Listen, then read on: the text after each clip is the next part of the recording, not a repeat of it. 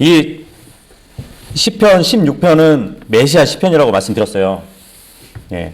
메시아 대신 그분의 죽으심, 그리고 부활하심, 그리고 또 재림하심에 대한 기록이 다 들어가 있습니다. 물론 이 시편을 기록한 다윗이 자신의 고백과 또한 자신의 신앙을 이렇게 기록을 했지만 모든 것이 이제 예수 그리스도의 초점으로 이렇게 맞춰져서 예언적인 하나의 모형들로 기록이 된 것이기 때문에 그것을 찾아내는 것이 바로 우리가 시편 16편을 공부하는 것입니다. 우리 5절에서 봤듯이 이 다윗은 주님께서 나의 상속자가 되신다고 그렇게 고백을 하는데, 그렇죠. 주님을 상속받으면 모든 것을 상속받은 거잖아요. 그죠? 그래서 이 다윗의 실체가 예수 그리스도인데, 예수 그리스도는 모든 것을 상속받으신 분이라고 신약에 또 기록이 되어 있습니다. 그렇다면 우리는 예수 그리스도의 몸된 지체들이니까 모든 것을 상속받으신 그리스도, 그분과 같이 우리도 모든 것을 주님께 받은 사람들인 것이에요. 거기까지 우리가 살펴봤고, 이 16편 이제 후반부에는 그리스도의 부활에 대한 예언이 기록되어 있는데, 다윗은 대언자로서 주님의 초림 때가 아니라 죽음과 부활 뒤에 어느 때에 메시아로서 다윗의 왕자에 앉게 되실 그분에 대해서 기록을 하고 있습니다. 다 피셨죠? 6절을 읽어보도록 하겠습니다. 6절 시작. 줄들이 나를 위해 아름다운 곳들에 떨어졌나니 참으로 내게 좋은 유산이 있도다. 줄들, 이 줄들은 뭘 얘기할까요? 나를 위해서 아름다운 곳에 떨어졌대요. 줄이 떨어졌대요. 줄이. 성경에서 이제 줄들, 그러니까 이 줄들은 어떠한 범위를 측량하는 데 쓰이는 줄이에요. 측량줄 많이 들어봤죠? 측량줄. 어떤 경계를 정하기 위해서 줄로 이렇게 된단 말이에요. 길이를 잰단 말이죠. 그걸 얘기해 주는 거거든요. 그렇다면은 5절에서는 주님께서 내 상속 유업이 되시는데 6절에 보니까 나의 좋은 유산이 있어요. 뭐냐면 땅이에요. 땅. 지금 땅의 유산을 얘기하고 있는 겁니다. 6절은. 경계를 정하시는 그 줄을 떨어뜨려 주셨는데 어디에 떨어뜨려 주셨냐면 아름다운 곳들에 경계를 정해 주셨다는 것이에요. 그렇다면 이 아름다운 곳들은 또 어딜까요? 아름다운 곳들이 어디길래 주님이 그 경계를 정해 주셔가지고 그것을 유산으로 주셨을까? 그걸 한번 우리가 찾아볼게요.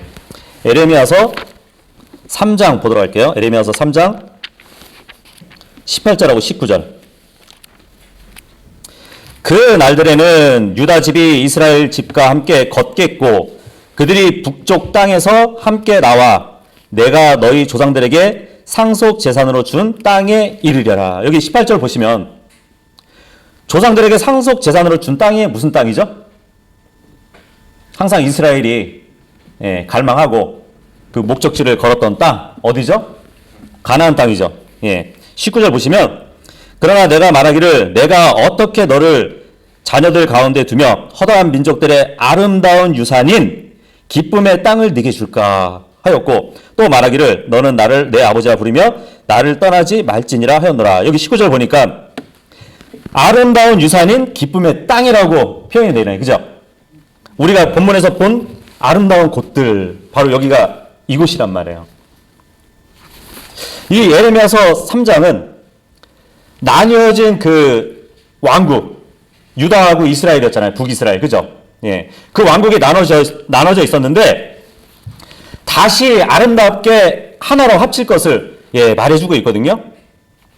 과거에 이 두 왕국 백성들은 포로로 잡혀갔잖아요. 이방 땅에 포로로 다 이렇게 잡혀갔다가 다시 가나안 땅으로 돌아와서 정착하게 됐단 말이에요.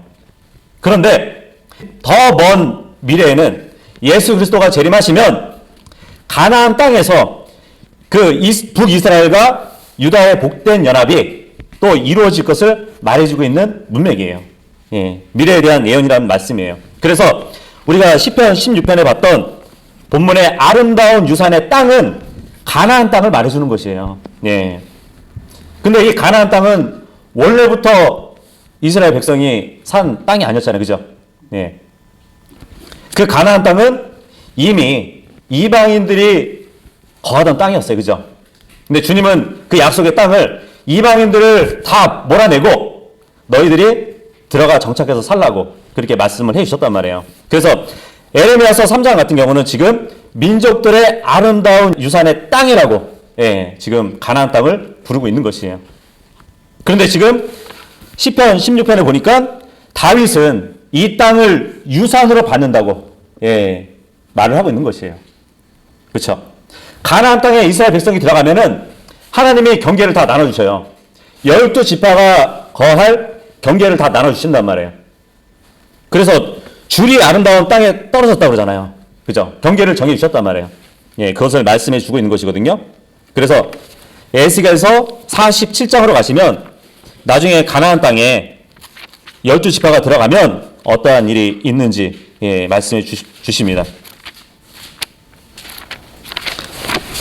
에스겔서 47장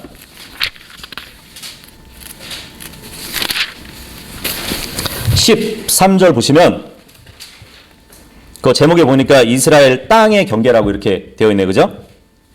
주 하나님께서 이같이 말씀하시느니라.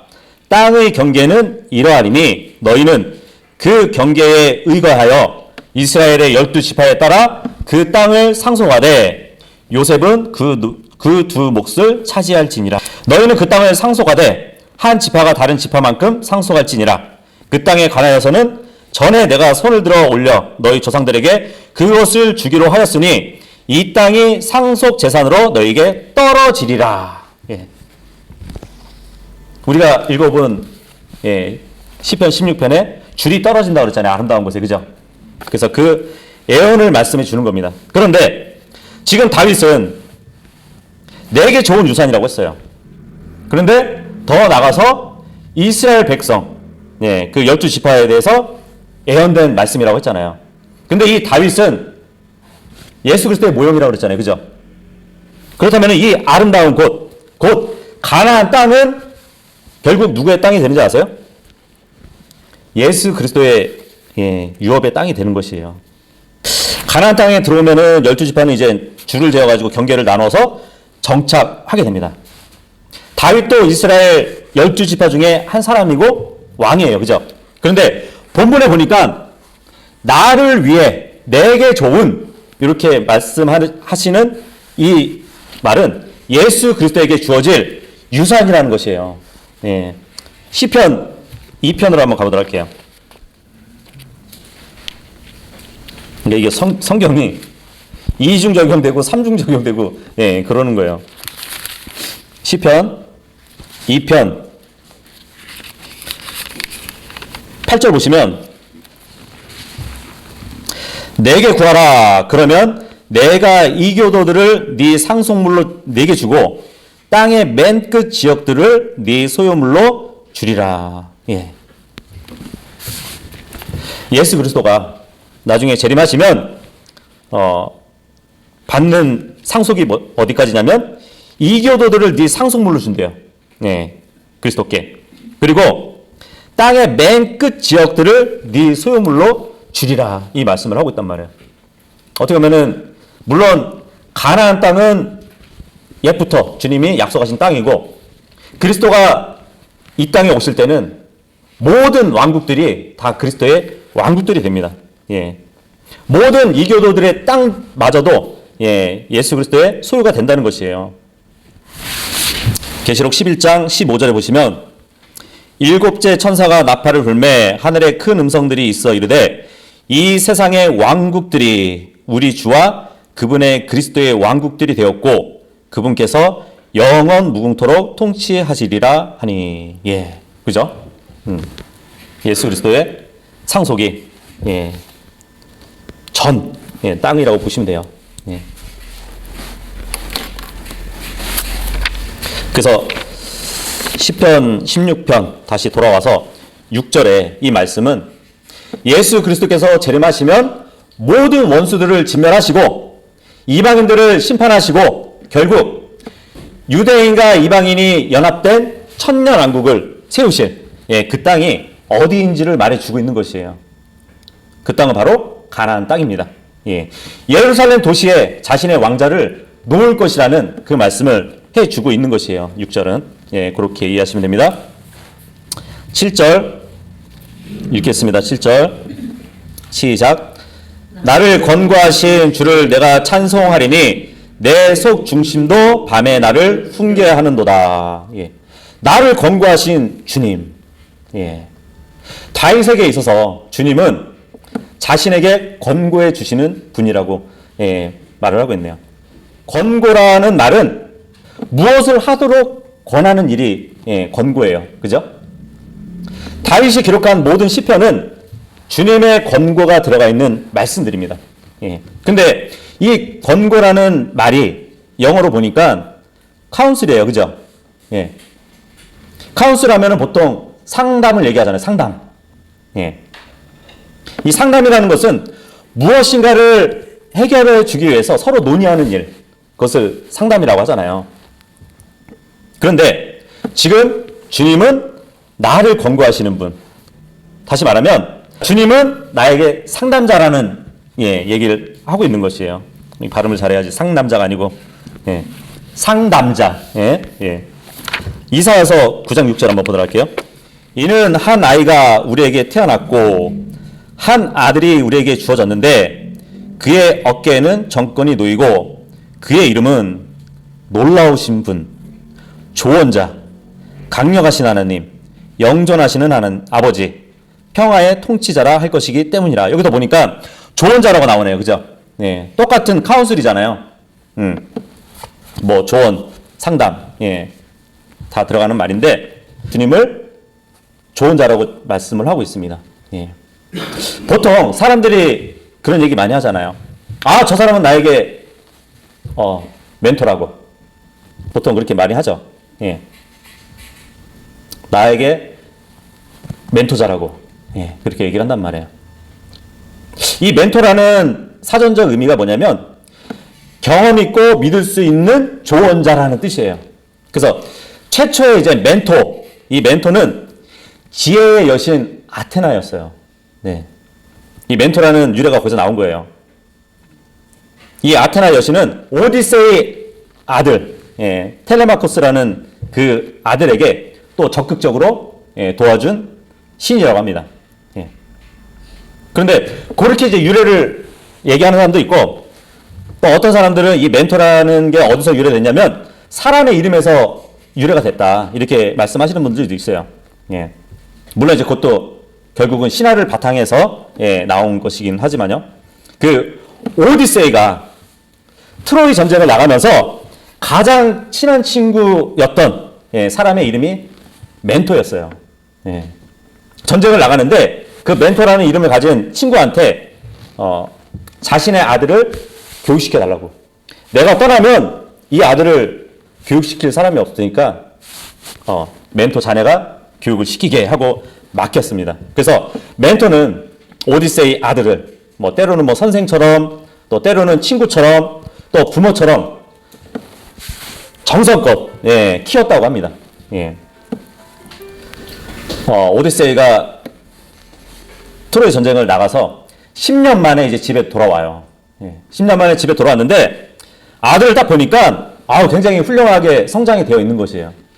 그래서 그 이후로 멘토라는 이름은 훌륭한 선생이라는 그 의미로 쓰이게 됐다고 합니다. 그래서 그런 교육의 모습을 보고 보통 멘토링이라는 말을 많이 쓰잖아요. 그죠? 그만큼 이제 서양에서는 이 멘토라는 그 오랜 역사를 가지고 있고 자연스럽게 이제 뿌리를 내린 것이에요. 그런데 성경에 보니까 참된 조언자는 예수 그리스도예요. 참된 조언자는 하나님이세요. 아무리 이 조언자가 여러 경험을 겪고 선생 노릇을 할 수 있겠지만 멘토라는 그 유래를 봤을 때 주님은 영원부터 영원까지 계시는 분이잖아요. 그런 분이 조언을 해주신다? 그러면은 비교가 되겠습니까? 안 되죠. 그죠? 그래서 성경은 오직 참다운 길로 인도하실 수 있는 주님만이 카운슬러라고 말을 하고 있습니다. 그런 주님을 지금 다윗은 찬송하고 있는 것이에요. 아, 나에게 권고해 주시는 분이시라고. 찬송하면은 선율이 들어간 곡조가 있는 노래를 얘기하잖아요. 그죠? 근데 지금 영어를 보면 I will bless예요. 복이잖아요, 복. 물론 이제 윗사람이 아랫사람에게 복을 줄 수는 있어요. 그 반대로 될 수는 없죠. 그죠? 그러니까 지금 내가 주님께 복을 준다 이렇게 번역을 할 수 없는 거잖아요. 그렇다고 해서 찬송도 될 수가 있지는 않다고 봐요. 그죠? 그래서 어떤 분은 찬송은 선율이 들어간 노래니까 찬미 드린다는 그 번역이 좀 적합하다고 이렇게 말씀하시는 분들도 있어요. 내게 권고하신 주를 내가 찬미하리니 이렇게 이해하시면 될 것 같아요. 그리고 이제 찬미 드리고 내 속 중심도 밤에 나를 훈계하는도다 이 말을 하고 있습니다. 내 속 중심도 밤에 나를 훈계한대요. 여기 보니까 그러면은 아침이 아니고 점심도 아니고 밤이 되면 나를 훈계한다는 얘기인가? 밤마다 나를 훈계한다는 얘기인가? 이렇게도 볼 수 있겠지만 이것도 이제 영어로 보면은 그냥 나이트가 아니에요. 나이트 시즌이라고 되어 있어요. 그죠? 어떤 밤의 시기를 얘기한단 말이에요. 그죠? 그러니까 개인적으로는 어려운 시기를 얘기할 수도 있어요. 그죠? 다윗이 훈계하던 밤은 어떤 밤의 기간을 얘기하는 거예요. 밤의 시기를 얘기하는 거거든요. 예언적으로 보면은 대환란은 어둠의 기간이에요. 밤의 기간이거든요. 어려운 기간이니까. 그죠? 스바냐 1장 14절부터 읽어보면 주의 큰 날이 가까이 왔도다. 그것이 가까이 왔고 심히 급하게 움직이니 곧 주의 날의 소리가 그러하도다. 용사가 거기서 비통하게 부르짖으리다. 그 날은 진노의 날이요 고난과 고통의 날이며 피폐함과 황폐함의 날이요 어둡고 캄캄한 날이며 구름과 짙은 어둠의 날이요. 대환란 때를 얘기하고 있는데 대환란 때를 지금 얘기하는데 어둡고 캄캄한 날이래요. 흑암의 날이래요. 그죠?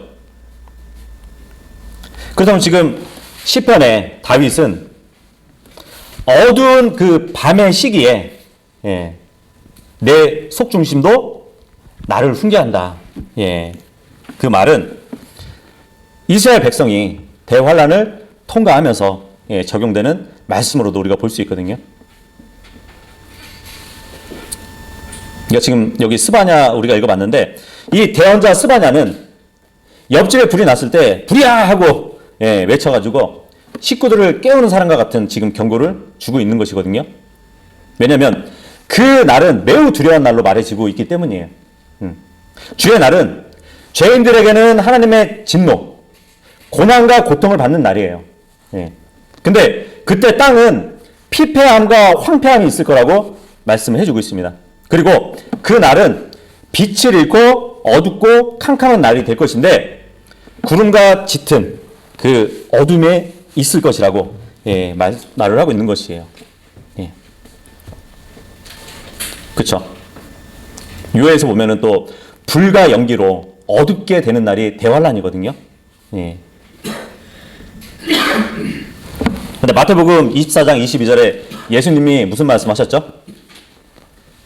주께서 그 날들을 짧게 하지 아니하시면 어떤 육체도 구원을 얻지 못할 것이라고 말씀을 합니다. 택하신 자들을 위해서 그 날들을 짧게 하신대요. 그 말씀을 해주고 계시는데 물론 이 날들을 짧게 하신다는 그 말씀은 환난 기간을 단축시켜 주신다는 말씀이 아니에요. 이 데이라는 말, 데이는 하루를 얘기할 수도 있지만 낮을 얘기해요. 한 낮. 그렇다면은 하루 중에 낮을 짧게 만든다는 그 말씀을 해주고 있는 것이거든요. 그렇게 되면은 밤이 더 길어지겠죠. 그죠? 예. 그래서 대환란은 어두운 날이 될 것이에요. 그래서 지금 시편에 다윗이 이야기하는 것은 환란 기간을 겪는 그 성도들은 스스로가 말씀으로 훈계를 받으면서 그 시기를 견뎌야 할 것을 지금 말을 하고 있는 것입니다. 예.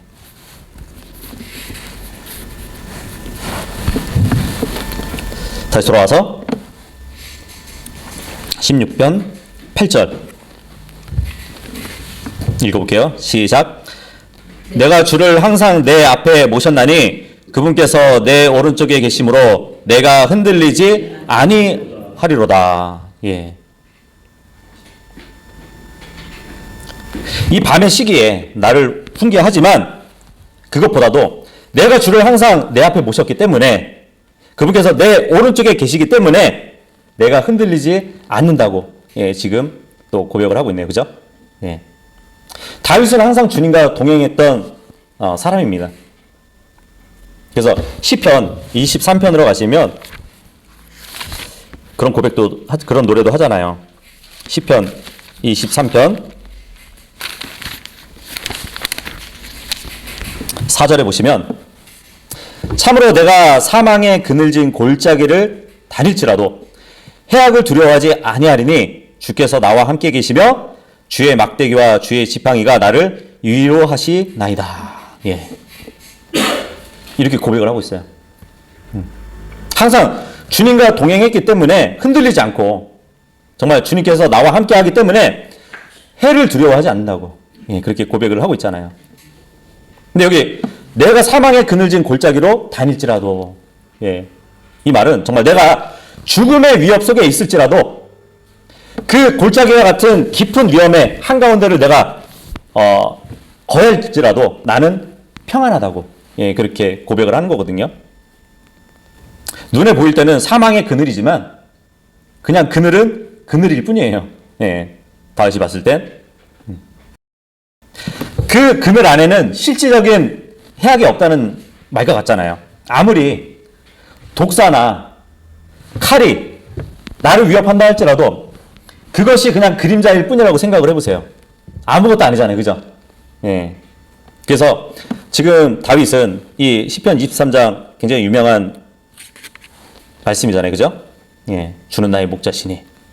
목자 대신 주님을 따르는 이 다윗은 정말 선한 목자가 단순히 막 지시만 하는 것이 아니라 그 골짜기 너머로 자기 양떼를 보호하면서 인도에 가듯이 주님의 막대기와 주님의 지팡이로 나를 위로한다고 얘기를 하고 있죠. 그죠?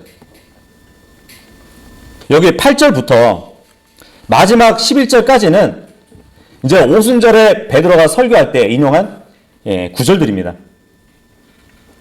사도행전 한번 보도록 할게요. 이 책갈피 해놓으시고 사도행전 2장으로 한번 가보도록 할게요. 2장 25절 보시면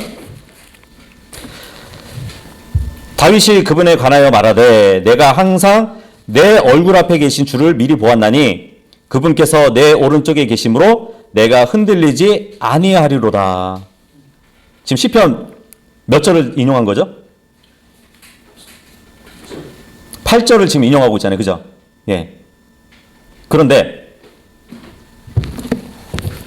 그 윗구절 한번 보세요. 23절 보시면 그분께서 하나님의 정하신 계획과 미리 아심을 통해 넘겨지심에 너희가 그분을 붙잡아 사악한 손으로 십자가에 못 박아 죽였으나 이렇게 나오죠. 하나님께서 그분을 사망의 고통에서 풀어 일으켜 주셨으니 이는 사망이 그분을 붙들 수 없었기 때문이라 이 말을 하고 있잖아요. 그죠? 그러면서 25절의 말씀이 시편의 16편 8절을 인용한단 말이에요. 그렇다면은 지금 시편으로 봤을 때는 그리스도의 부활과 전혀 뭐 이렇게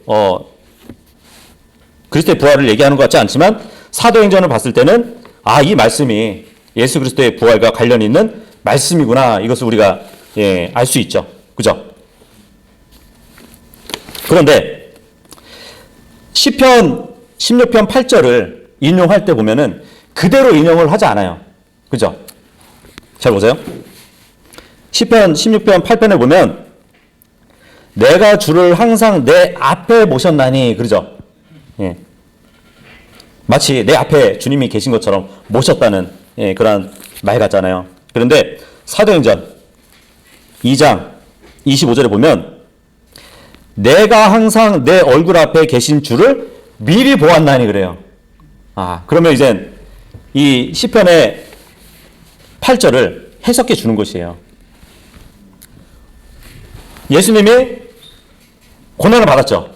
그리고 십자가에 매달려서 고통을 받았고 죄덩어리가 되셨잖아요. 예수님이. 예. 그래서 죽음을 맛보셔야 했지만 곧 있으면 다시 아버지를 볼 것이라는 마음을 항상 가지고 계셨다는 말이에요. 예. 무슨 말씀인지 아세요? 주님이 십자가의 고난을 받고 죽으셨어요. 죽으시고 나서 혼이 지옥으로 가셨잖아요. 예. 지옥으로 가셨지만 조금 있으면 내가 다시 일어날 것이고 조금 있으면 아버지를 다시 볼 것이라는 그 마음을 가지고 있었다는 것을 말씀으로 보여주고 계시는 것이에요. 그래서 내가 항상 내 얼굴 앞에 계신 주를 미리 보았다는 그 말을 하고 있는 것이란 말이에요. 그래서 히브리서 12장 2절에 뭐라고 기록이 되어 있죠? 우리 믿음의 창시자요 또 완성자이신 예수님을 바라보자. 그분께서는 자기 앞에 놓인 기쁨으로 인해 수치를 멸하시며 십자가를 견디셨고 하나님의 왕자 오른쪽에 앉히셨느니라. 여기 보시니까 자기 앞에 놓인 기쁨으로 인해서 수치를 멸시하셨대요. 예. 왜 기뻤을까요? 고난을 당하면서 왜 기뻤을까요? 예. 내 앞에 계신 주를 미리 바라봤기 때문이에요. 예.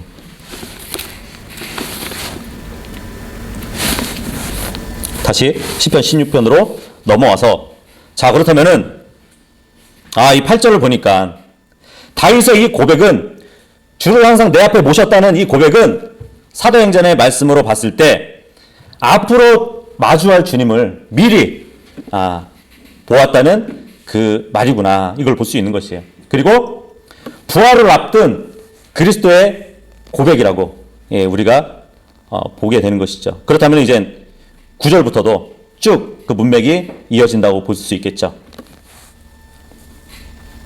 9절 읽겠습니다. 시작. 이러므로 내 마음이 즐겁고 내 영광이 기뻐하며 내 육체도 소망 중에 안식하리니. 예. 이것도 이제 사도행전에서 인용했죠. 사도행전 아까 2장 26절 보시면 이러므로 내 마음이 기뻐하고 내 혀가 즐거워하였으며 더욱이 내 육체도 소망 중에 안식하리니. 조금 있으면 아버지께서 이 사망으로부터 나를 건져내 주실 거야. 그 소망을 가졌으니까 자신의 몸도 소망 가운데 안식한다고 그러잖아요. 무덤에 안치된 육체조차도 소망 중에 안식한다고 하는 것이에요. 근데 여기 사도행전 2장 26절의 말씀이 지금 시편 16편 9절을 인용한단 말이에요. 똑같이 인용하지 않죠, 또. 그죠? 뭐가 바뀌었냐면 시편 같은 경우는 내 영광이 즐거워하며 그랬는데 사도행전에서 베드로가 인용할 때는 내 혀도 즐거워하였으며로 바뀌었어요. 물론 조금 다르게 바뀌어서 인용되는 것. 이것 또한 성령님의 감동으로 이렇게 따라서 바꿔서 이렇게 기록이 된 것이에요. 그렇다고 성령님이 말씀을 변개시킨 건 아닙니다. 그리스도는 죽음에 이르렀지만 부활의 소망 가운데 있었어요. 그래서 잠언서 14장 32절에 보면 의로운 자는 자기의 죽음 속에서도 소망이 있느니라 이 말씀을 하고 있습니다. 예수 그리스도는 의로우신 분이에요. 그죠? 그분은 죽음을 당하셨지만 죽음을 맛보았지만 그 죽음 속에서도 소망을 가지신 분이에요. 자, 그런데 예수님은 지옥에 가셔서 고통을 받으셨을까요? 세상의 모든 죄를 짊어지시고 십자가에 오르셨어요. 그죠? 예.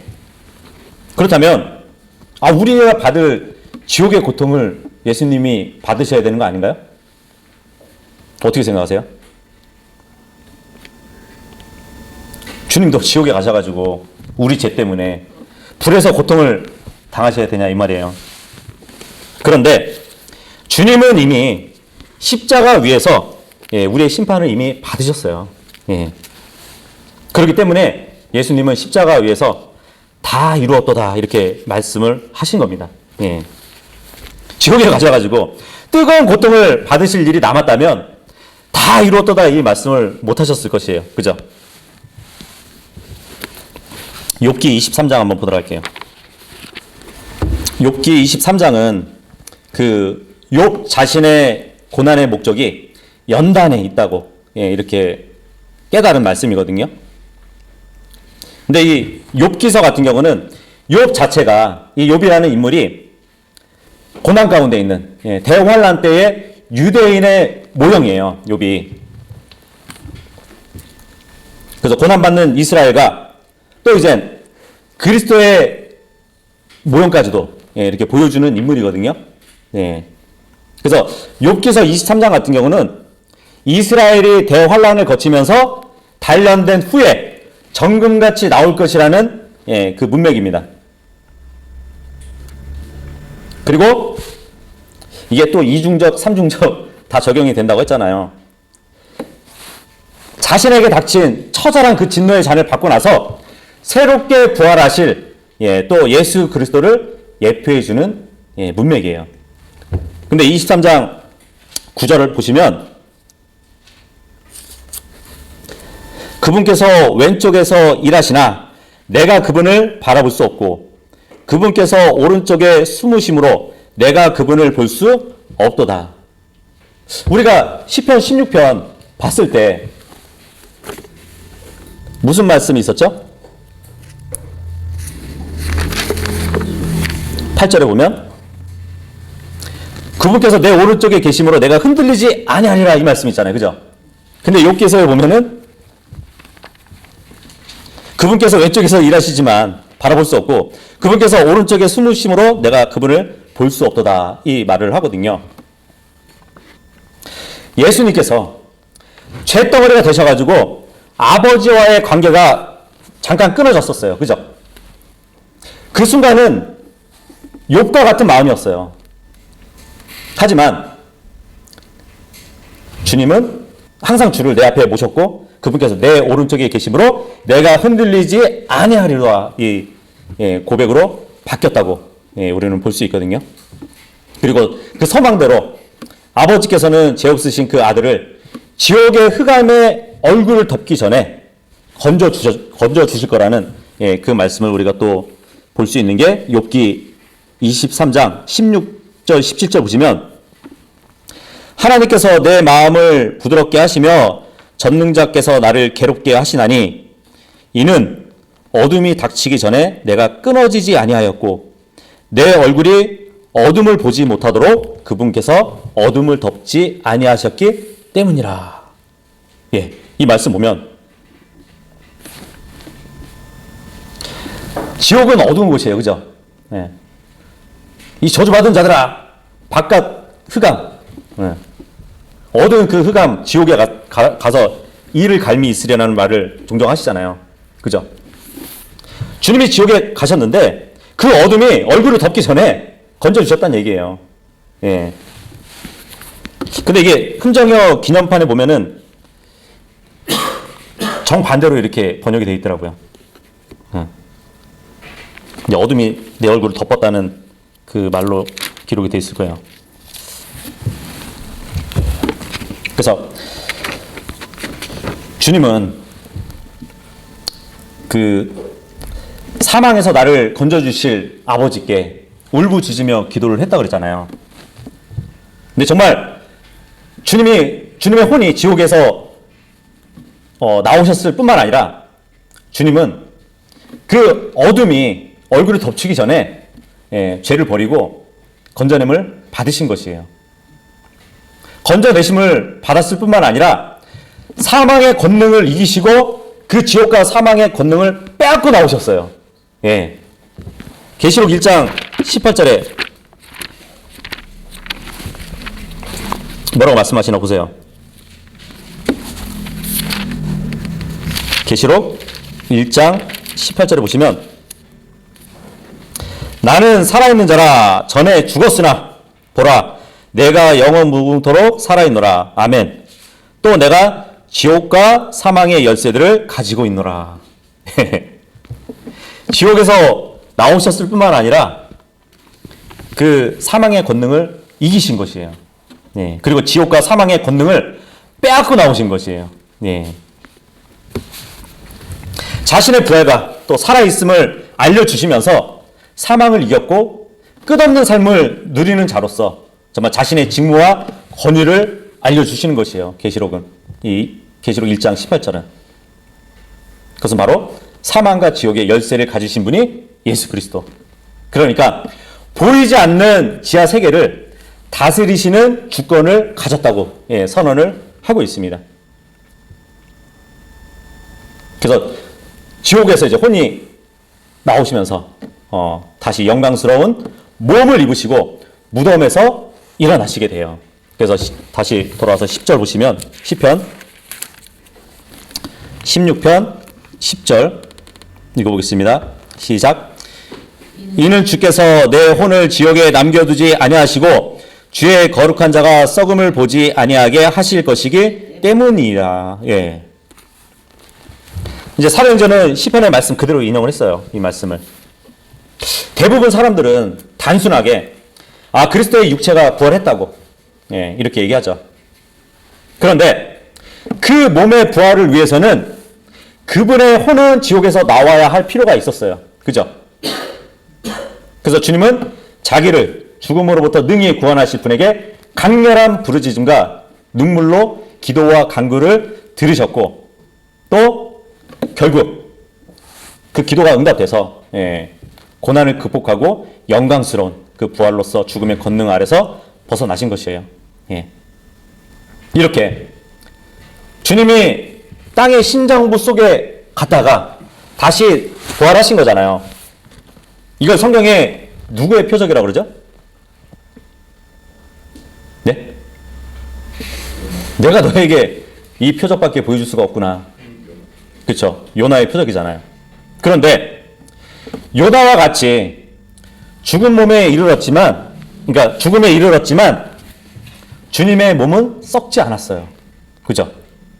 지금 16편 10절에 보니까 내 혼도 지옥에 남겨두지 아니하셨고 이 거룩한 자가 썩음을 보지 않았다고 그러잖아요.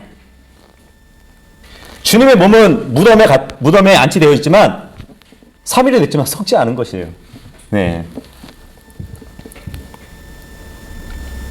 요나서 2장 6절 한번 보도록 할게요. 그러면 요나의 표적이니까 그럼 요나도 몸이 썩지 않았을까? 이렇게 또 궁금증이 생기죠? 요나서 2장 6절 보시면 내가 산들의 밑바닥까지 내려갔으며 땅이 자기 빗장들과 함께 영원히 내 곁에 있었으나 오 주 내 하나님이여 주께서 내 생명을 썩음에서 끌어올리셨나이다. 요나도 물고기 뱃속에 들어갔을 때 몸은 그 물고기 뱃속에서 죽어 있었어요. 그리고 혼은 지옥으로 갔단 말이죠. 근데 주님이 그 요나를 부활시킬 때는 여기 보니까 썩음에서 끌어올리셨대요.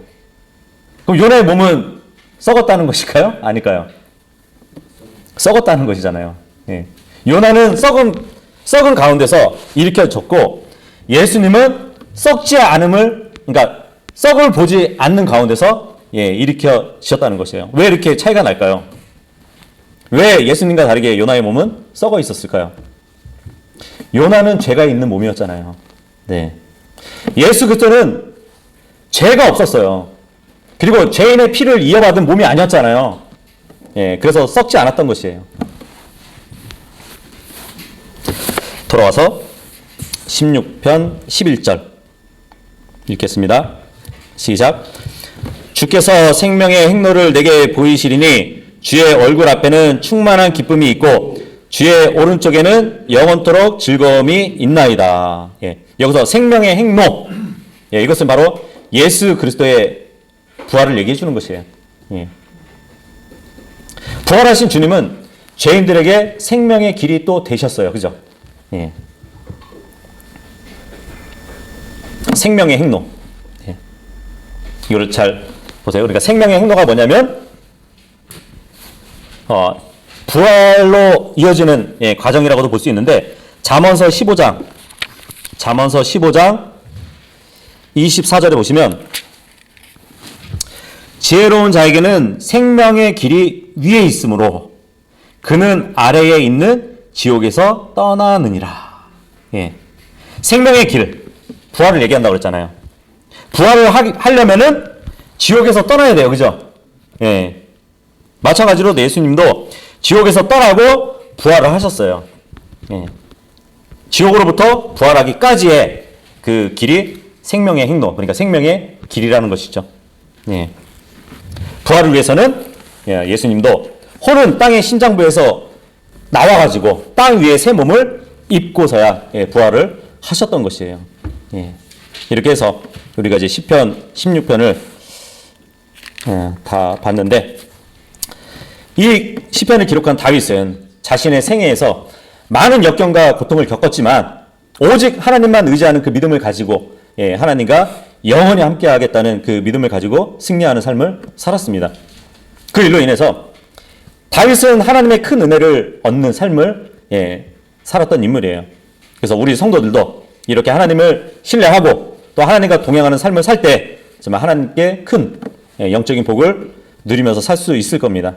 그래서 오늘 메시아 시편에서 보았듯이 예수 그리스도를 부활시킨 그 하나님의 능력을 우리가 믿을 때 부활과 영원한 생명의 소망도 우리가 늘 가지고 살아갈 수 있다는 것을 우리가 교훈 받을 수 있는 것이에요.